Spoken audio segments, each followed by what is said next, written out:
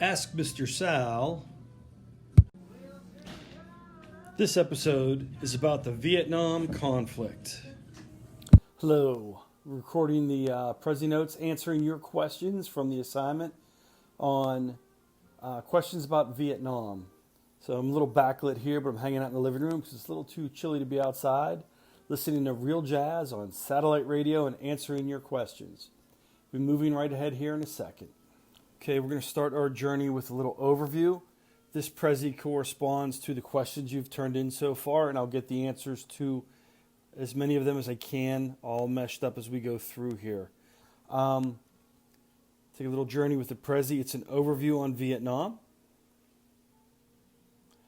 So this is how we're going to take a look at things in our little radar scope. The origins. You have to understand that Vietnam was a French colony. It goes way back. Let's see if I can zoom in here. And I can. France took over in 1887.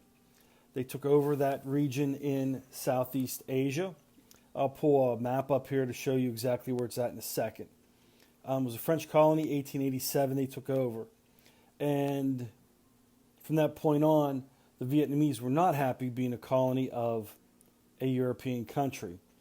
Now, if you take a look back to the World War II notes, the Atlantic Charter pre-World War II said FDR made this comment when he was meeting with Winston Churchill about the whole, colonial powers go home after the war. The world is going to look different after World War II.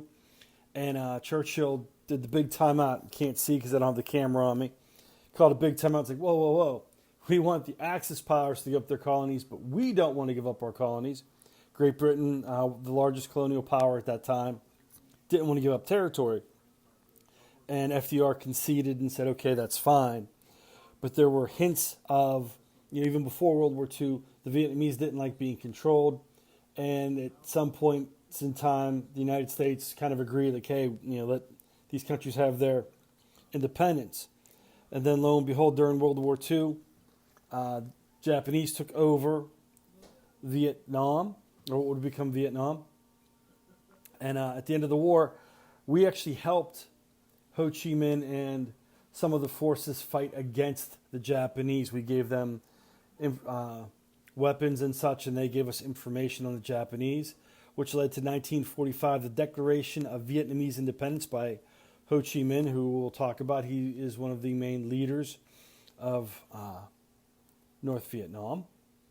And the Vietnamese Declaration of Independence had a similar opening to ours that was intentional. They were reaching out, trying to get the United States to back their independence from France at the end of the war. They didn't want the French forces coming back in. That didn't pan out. We sided with France, who was our ally, and we encouraged the French to go back in. We even offered air support. The war breaks out between the French and the Vietnamese. FDR, remember, he died before the end of World War II. Harry Truman takes over. And you have to consider this entire episode is taking place with the backdrop of the Cold War. So we're not looking at things as to right and wrong. We're looking at things communist, non-communist, Cold War. You're either for us or you're against us. Or if we think you might be communist, we're not going to like you. So with the Cold War kicking in, we go all anti-communist. In 1950, we have the MAG come forward, which is the Military Assistance Advisory Group. These were all in our notes previously under the Cold War. We send advisors, and they're not guys in with skinny ties and suitcases or briefcases. They are special forces troops going in to assist and train what will become the South Vietnamese or anti-communist forces. By 1954, France is forced to leave.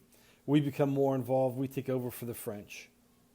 Okay, so here is the map I promised you on Vietnam. If you take a look, Vietnam is in Asia, Southeast Asia. So we have Vietnam here. We have China here. And then I'm going to zoom out here in a second. Let me undo this.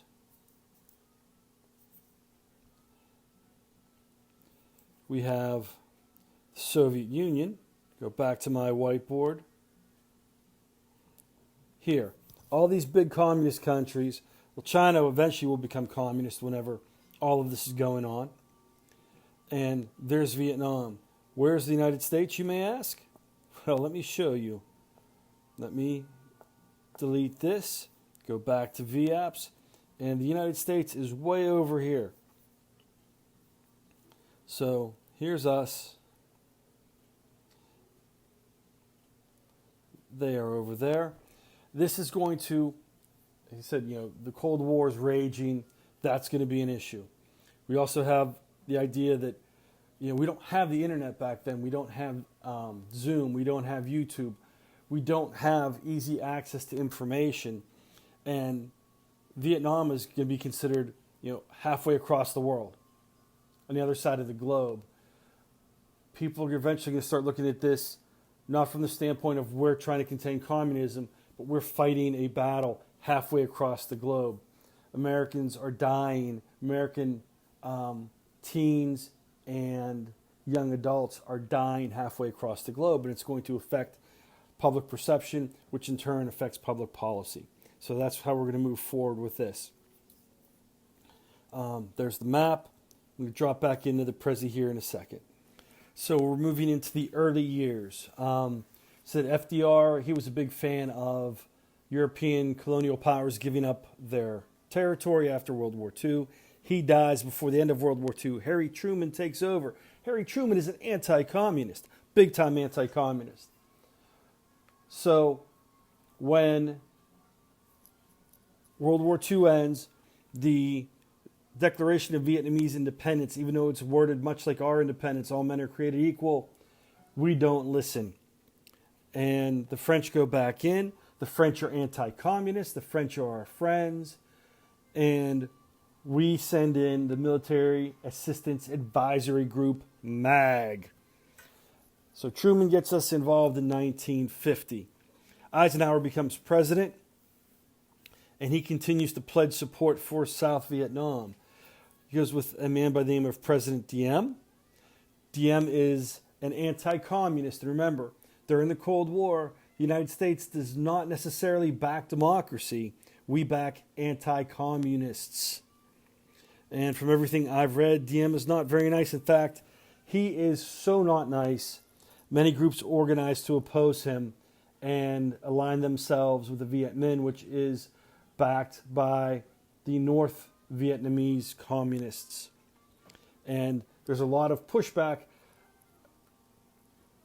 Another thing that I didn't bring up, and I should have brought up on the first slide, the Vietnamese, the two perspectives, and we'll talk about this more in depth later, the two perspectives. The Vietnamese are looking to kick foreigners out of their country. They want their country back. They don't want to be run by a foreign government, much like our colonists in our war for independence. They're looking at this as an anti-colonial war. We're getting people, throwing people out of our country who aren't letting us rule our country. The United States is looking at this whole conflict as we are stopping the spread of communism. And then the French, they wanted their colonial power. So those are the different perspectives as we move forward with this.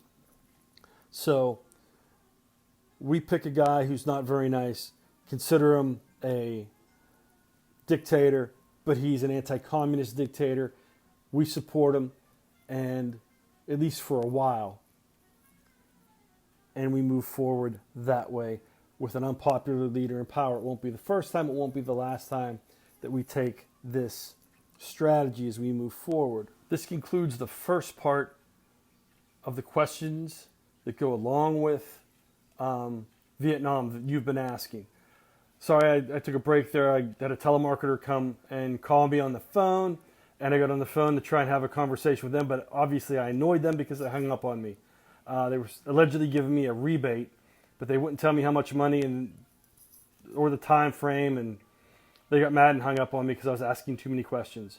You can see my back here in the t-shirt of my t-shirt. This is a shout out to 2018 seniors, past graduates. Part 2, we'll pick up with the Kennedy years as we move forward, and I'm answering the questions you ask through these videos. So I hope this is helpful, and I will see you in a bit. Take care. This episode is written by us, you and me. They're your questions, my answers, thoroughly researched by several different sites as I go through and fact check from the books that I've read on Vietnam, the history books, and other websites I've used. So, hitting up different parts of research to get you the answers you are looking for.